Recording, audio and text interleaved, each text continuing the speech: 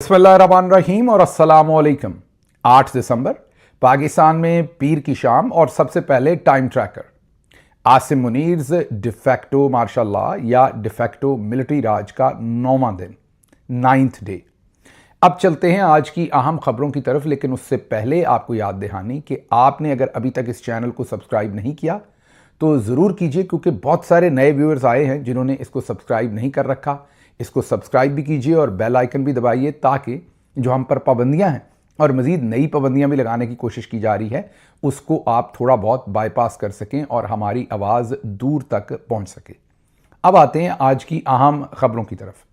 आज की जो खबरें हैं जब आपके सामने रखेंगे तो आपको नज़र आएगा कि अब से चंद दिन पहले जब डीजी आईएसपीआर ने एक प्रेस कॉन्फ्रेंस की थी और हमने आपके सामने एनालिसिस किया था उसके बाद कि ये असल में प्रेस कॉन्फ्रेंस करने की वजह क्या है।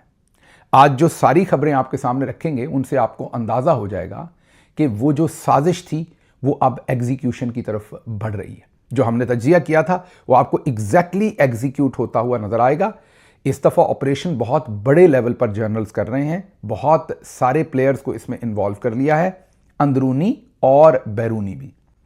अब चलते हैं आज की पहली खबर की तरफ और वो है जीएचक्यू रावलपिंडी से, जहां पर आज एक तकरीब हुई जिसमें गार्ड ऑफ ऑनर, सलूट, सलामी सब कुछ दी गई chief of defence forces field marshal Asim Munir को। ये तो आपको पता ही है कि उन्होंने फॉर्म 47 के सिस्टम में से एक तरमीम करवाई और फिर उस तरमीम में से निकला उनका ये नोटिफिकेशन रिटायरमेंट के 6 से 7 दिन के बाद, और उन्हें 2 नए ओहदों पर दूसरी बार रिटायरमेंट के बाद अपॉइंट किया गया, चीफ ऑफ डिफेंस फोर्सेस और चीफ ऑफ आर्मी स्टाफ।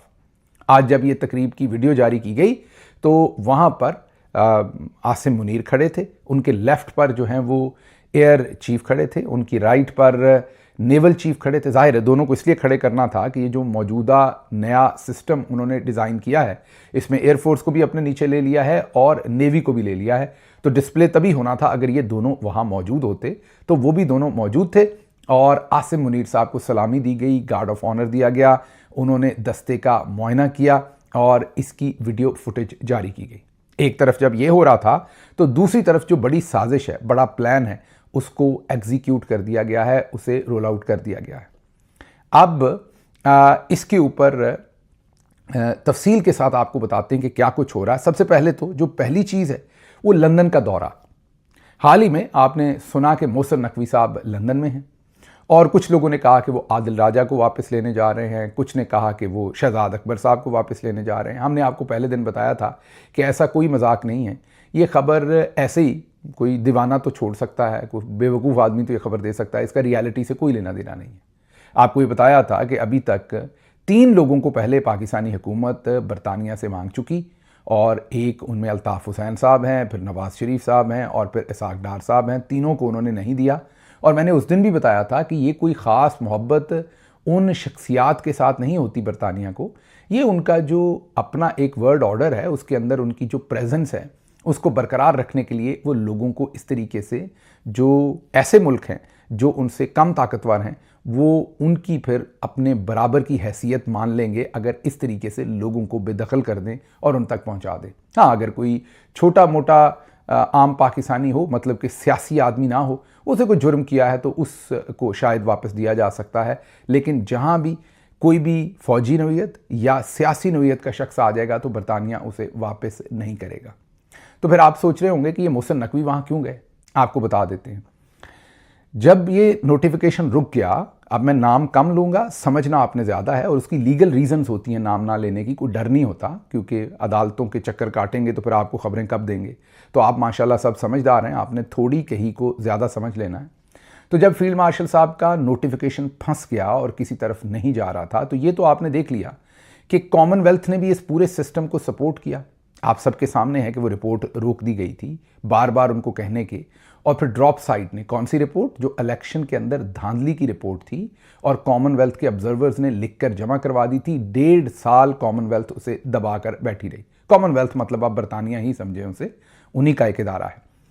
तो 1.5 साल के बाद ड्रॉप साइड जो अमरीकी जरीदा है उसने उसे छाप दिया। छापने के भी 1 महीने के बाद फिर शर्म आई कॉमनवेल्थ को और उन्होंने वो रिपोर्ट छापी।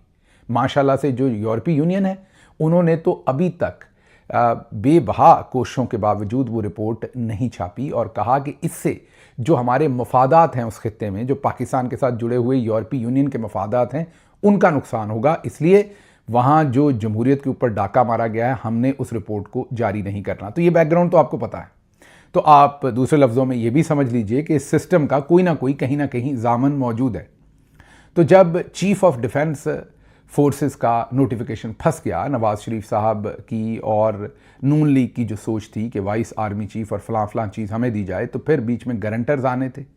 तो पाकिस्तान में मौजूद, मैं मुल्क का नाम नहीं लूँगा, पाकिस्तान में मौजूद एक खातून सफारतकार वो बहुत एक्टिव हुई और उन्होंने धड़ाधड़ मुलाकातें की। उनकी मुलाकातें हर तरफ हुई।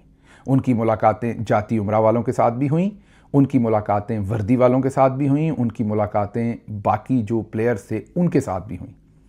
और फिर गारंटीज़ कुछ दी गई और फिर उन गारंटीज़ के ऊपर जो है वो नोटिफिकेशन जारी हुआ।